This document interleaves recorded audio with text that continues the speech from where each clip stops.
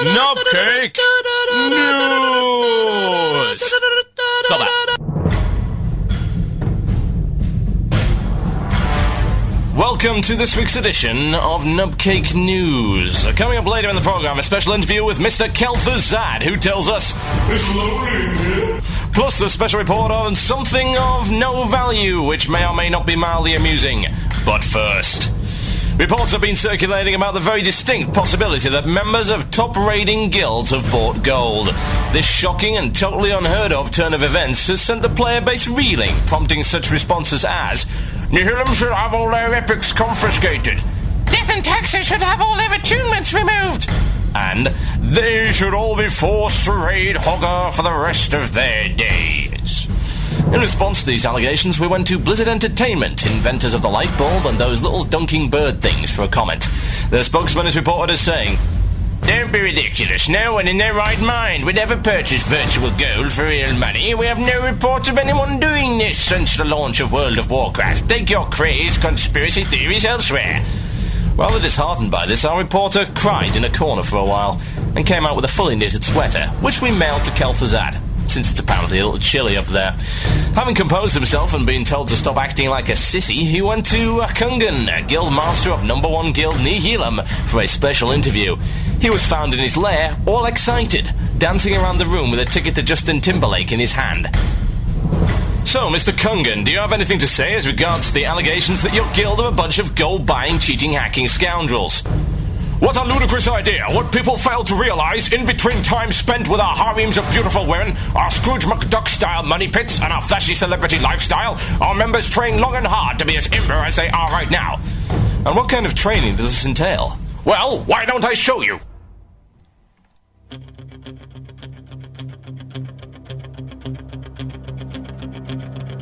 You call that healing? Heal faster! But Kungan, we can't heal any faster! Did I ask you what you thought, you maggot? WTS, 1/10,000th of my skill to each person and we be good. Now heal me, worms, heal me!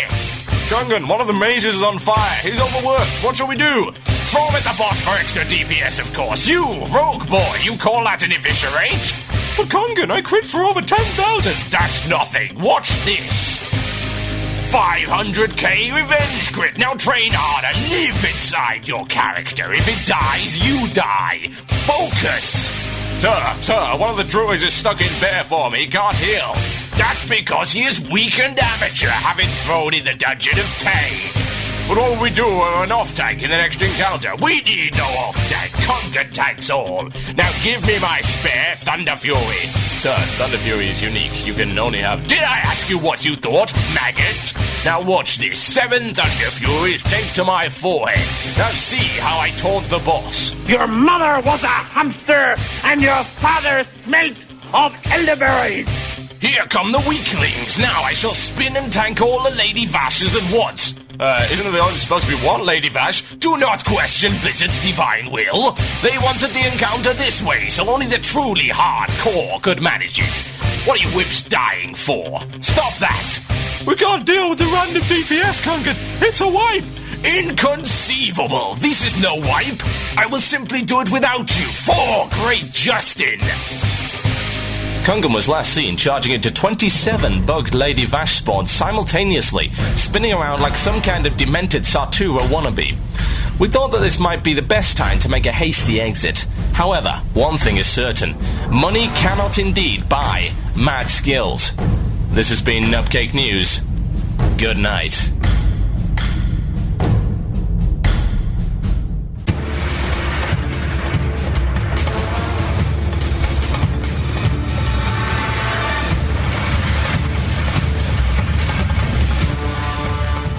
Good Lord in heaven. Nihilum are going to gank me for that one. I don't care. This is Blue Please here on WoW Radio with myself, Total Biscuit. Welcome to the show. If you just tuned in, you missed bits of it. And that is not acceptable. Almost half an hour, in fact. Now, a few things that I have to say before going on to this most epic of features. Yes, I did just say epic. Now, Blue Please, the guild, is in fact recruiting. We have sorted out our, well, we don't like to call it Team 1 and Team 2 or Team A and Team B because that seems to indicate that one is superior to the other. So we're calling them Team Win and Team Awesome. Let me just repeat that for comic effect. Team Win and Team Awesome. Yes, Team Win and Team Awesome. And we need players for Team Awesome. We are currently on Shade of Iran, and we shall be trying him properly on Monday. We are recruiting one of every class. Yes, it's kind of like Noah's Ark kind of situation. So if the Murlocs all come to flood the world, we will be safely on our Ark, made entirely of fantasticness, and Win, and Valamir's spare paladin gear. And we will be sailing forth to epics. So yes, Horde Guild, PvP, Mazrigo, doing rather well right now. If you wish to apply to the murloc@gmail.com. We are taking one of every class. One of every class. To fill out our roster. The 25 mans and our second Karazhan team. Team Awesome. So, if you want to apply, feel free. You must have some previous raiding experience or I will not take you. And an application is not your name and can I join Plex. Okay. I must also apologise for the lack of Ask the Murlocs this week. If you are listening to the podcast, there will in fact be an Ask the Murlocs, which is why you're thinking, well, what the hell is he on about? That's because Kiki's very, very busy trying to debug his Java application for his final year university project and couldn't do it this week. However, he has promised to do it once he gets back from university and we'll put it in the podcast. So we apologise to the live listeners. Well, you're just going to have to download the podcast and maybe I'll make it available for you as well. On its own. And those asking about Season 1 and 2 of Ask the Murlocs, they shall be available very soon indeed. Although first to our donators, who have access to a wealth of awesome material. Yes, they do. Right, okay. Now, last week, I introduced a topic for... Second Wind! And that particular topic was... how can you possibly make the Black Temple any more difficult than it already is? But I expanded on that into a little competition which allows you to win a WoW time card. And I said, design me a boss encounter. Now this was perhaps the silliest thing I have ever done. Because of the sheer number of answers I've actually had is mind-boggling. And trying to pick a winner is going to be exceedingly difficult. Although I have picked one. Now, what I'm going to do after the show is I'm going to put every single one of these in a thread in the Blue Police forum so that everyone whatsoever can go and have a look.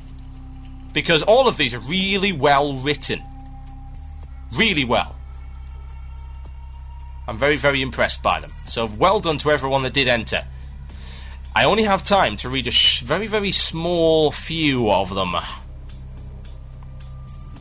I really, really do, because there is that many. So let's see. Some of them have been really funny. Some of them have been exceedingly detailed. A lot of them have pictures, which is really quite scary.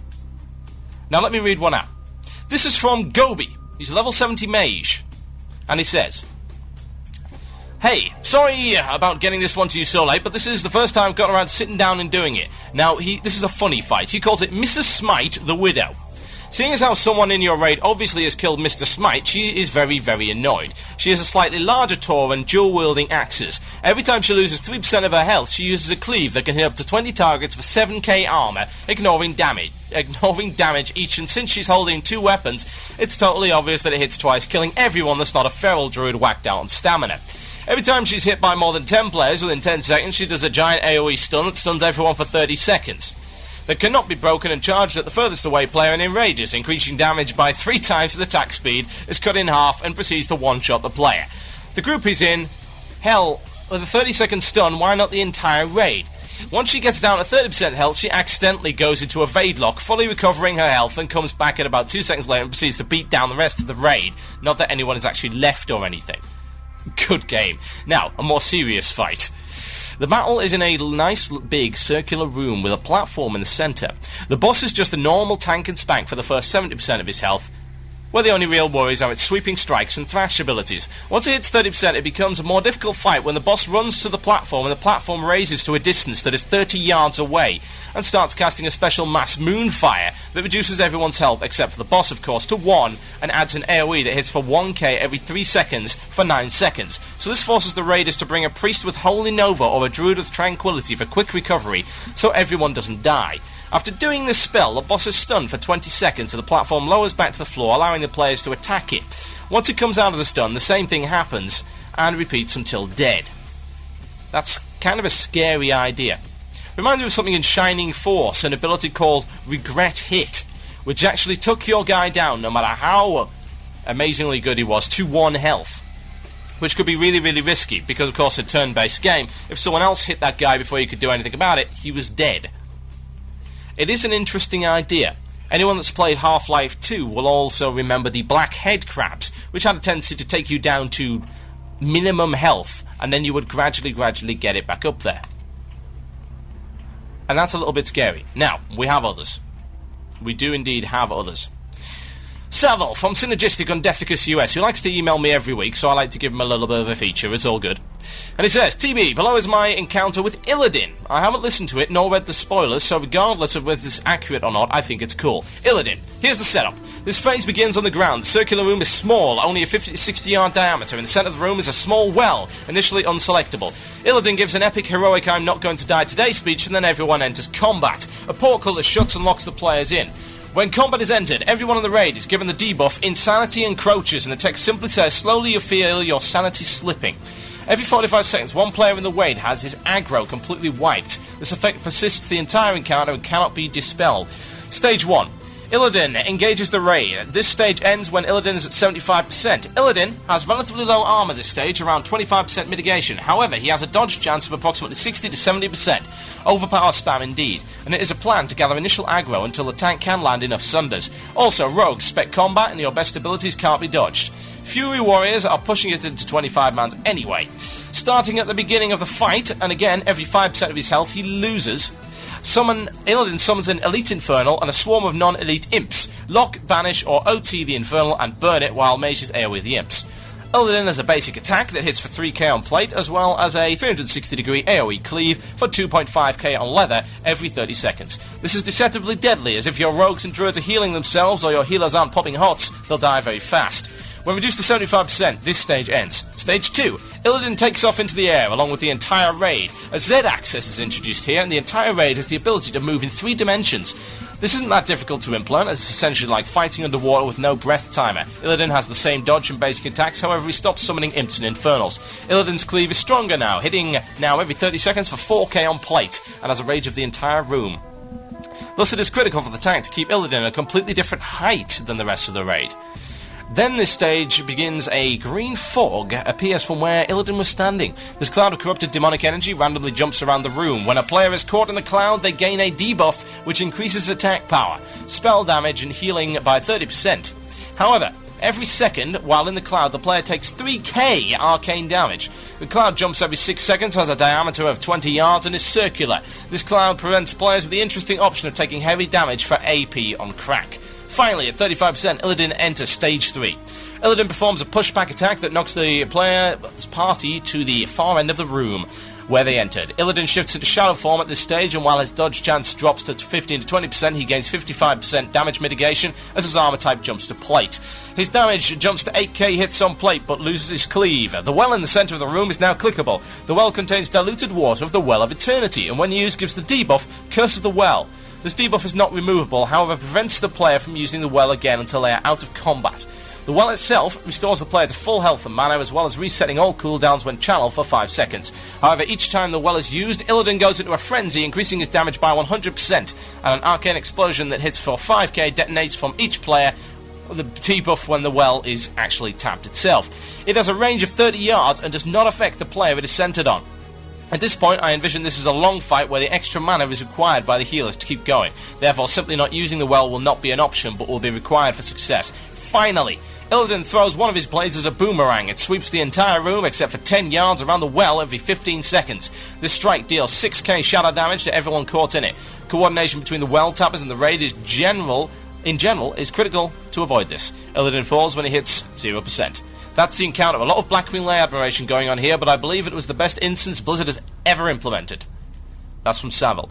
Now, that's a really nicely detailed encounter with some interesting elements. The whole 3-dimensional element is something I would imagine they really should do. It does sound ridiculous and insanely complicated, but then again, everyone thought that was the way that Cthulhu was to start with. I like the person in the channel has actually compared it to Blitzball, if anything, from Final Fantasy X. The only problem I have with it, if anything, is that if he's going to be hitting 7k on plate and you've got a 100% damage increase, he's going to be hitting for 14k on plate. And to be fair, I really can't see anyone, no matter how good they are, healing through that. That requires, of course, a bare minimum of 14k armor. And that is really, really silly. It's an idea, though. I like the amount of detail that's been put into it. I've had loads and loads of ideas like this. I really have. It's crazy. Absolutely loads of them. I'm going to have to post them all on the forum. However, as great as all of these are, I was sent one thing that I think really stood out. Because someone took the time to do a flash animation. Now, you'll probably want to turn your sound off when you view this, and I really do not know if you are going to be able to actually view this, because it's probably going to crash the website if everyone goes. But never mind. I've just given it to my IRC rep, and he will post it for you. Anyone that is not in IRC, that's podcast listeners, of course, and those who aren't there. wcradio.com/encounter.swf. A flash file. You might want to turn the sound down. The sound is just that silly song that Mr. Macabre guy did, the Total Biscuit remix. Go and have a look at it. And it is possibly the silliest thing I have ever seen. And it proclaims that Hogger is in fact the Lord of Blackrock Spire. Scary. Really, really frightening. And when you go and see it, you'll probably see why I enjoyed looking at it so much. The amount of effort that's actually gone into it. Nuts. Oh, good lord, the amount of people entering the IRC channel to actually see this. This is brilliant. wcradio.com/encounter.swf. That's what we're looking at. So I must congratulate Mr. Valomir for the amount of effort that he actually put into it. Inconceivable. I am absolutely 110% amazed by that, and I must award him a 60-day time card on the house. I've just linked it. It's probably going to kill the site. Yes, it will probably take ages to load. We may break the site. We'll see what happens. It'll be an interesting test. However, it was hilarious. Now, all of these entries, while amusing and very well put together, do bring up the interesting point of just how difficult can Black Temple really be. Adding complexity to fights is not necessarily the way to go. I do kid you not. You can make a fight so complex that only the most hard of the hardcore can beat it. Now, some people will view that as the way to go. They will think that this is the best way to design an encounter. If you want a truly difficult encounter, you've got to make it uber complex. But in my opinion, epic level encounters like that need to be incredibly interesting. And they need to be different. Now, I do believe, quite sincerely, that Cthulhu is probably the best example. Now, look at Cthulhu, look at Kel'Thuzad, look at Nefarian. Even look at Ragnaros. Back in the day, Ragnaros was completely unique. There wasn't anything like that. You never had a fight where aggro wasn't an issue. And you had something rooted in the center of the room with AoEs and all of this cool stuff. It was a truly epic level encounter. Nefarian, the same. The class call system, completely unique. Cthulhu, absolutely totally unique. Boss in the center of the room, whole Death Star style spinning the laser, a lot of movement required. Even phase 2, you had to go into the stomach and do damage there in order to bring down his uber shield of eternal destruction. Amazing. I was actually genuinely, truly impressed by that. I really was. Kel'Thuzad, I haven't had the chance to do, and I'm kind of upset about that. But for what I've heard about it, for what I've seen, it does look incredibly interesting, and the way that it's done. All of these are epic level boss encounters. The complexity of the encounter is not what makes it difficult. The thing which makes it difficult is, of course, the actual interesting, different factors involved in the encounter. It's completely different. It's no tank and spank. It's nothing generic. It's all of this new stuff. And I feel if they can do that with the Dark Portal encounters... Dark Portal? What am I talking about? The Black Temple encounters. Then we'll definitely have a winner on our hands. I'm not going to say that it's going to be easy. It's not. It really isn't. But I do hope they manage it. This is Blue Please here on WoW Radio with myself, Total Biscuit. After the break, I'll be talking about why WoW is the best you're going to get for a very long time. Now, we need something epic to go with this. So here's Rhapsody, Dawn of Victory. Enjoy.